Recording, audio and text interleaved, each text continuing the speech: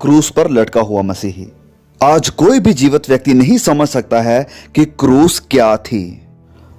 क्रूस के द्वारा मृत्यु बहुत ही धीरे और भयंकर थी, जिसके ऊपर कई बार घंटे और दिन भी लग सकते थे अपराधी को मरने के लिए।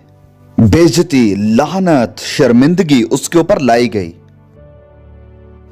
और जब उन्होंने उसका मजाक उड़ाया और उसने कहा कि क्या तुम नहीं जानते कि मैं अगर अपने पिता से विनती करूं तो वह भेज सकता है स्वर्गदूतों की पलटन को मुझे बचाने के लिए, लेकिन उसने ऐसा क्यों नहीं किया? क्यों वह क्रूस पर लटका रहा? क्यों वह मरा? यह उसके अपने पापों के कारण नहीं था। उसने व्यवस्था के किसी भी कानून को नहीं तोड़ा था।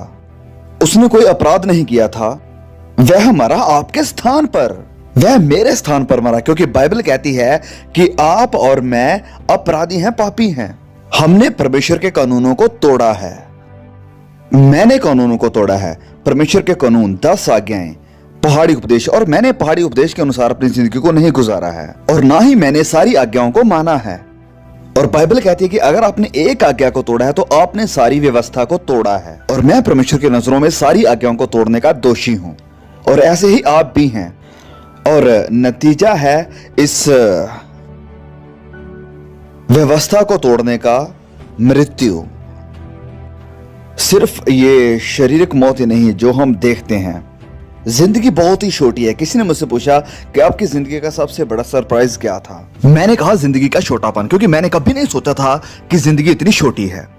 ऐसा लगता है कि जैसे कल ही की बात है कि मैं एक लड़का था और अब यहां पर कितने साल बीत चुके हैं, और एक पाप जिसे परमेश्वर क्षमा नहीं कर सकता है। सोचकर देखिए, वह इस पाप को माफ नहीं कर सकता है।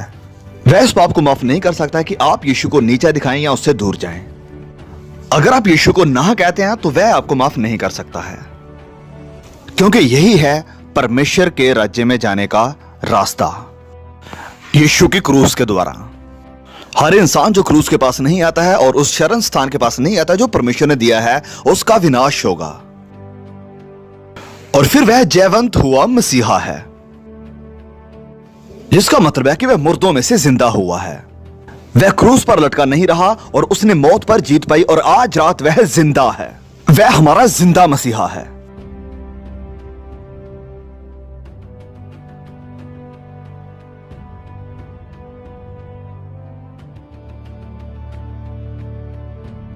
वह जिंदा मसीहा है, और मैं आपको आज रात मरा हुआ मसीहा ऑफर नहीं कर रहा हूं, वरन एक जिंदा मसीहा, और जो एक दिन राजाओं के राजा और प्रभुओं के रूप में आने वाला है।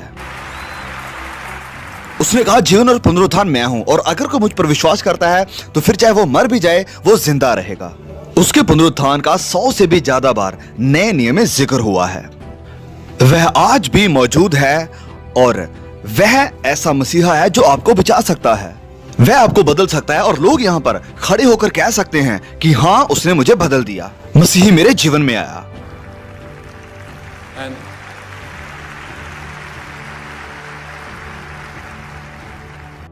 प्रभु यीशु ने कहा कि मैं दोबारा फिर वापस आऊंगा।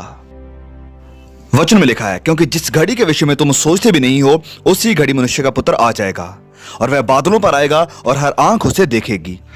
आप इसे महसूस कर सकते हैं, और मैं भी इसे महसूस कर सकता हूं कि यह पूरा संसार एक क्लाइमैक्स की तरफ जा रहा है, और वह क्लाइमैक्स है मसीही यीशु। और वह अपने सिंहासन पर बैठेगा और वह हुकूमत करेगा।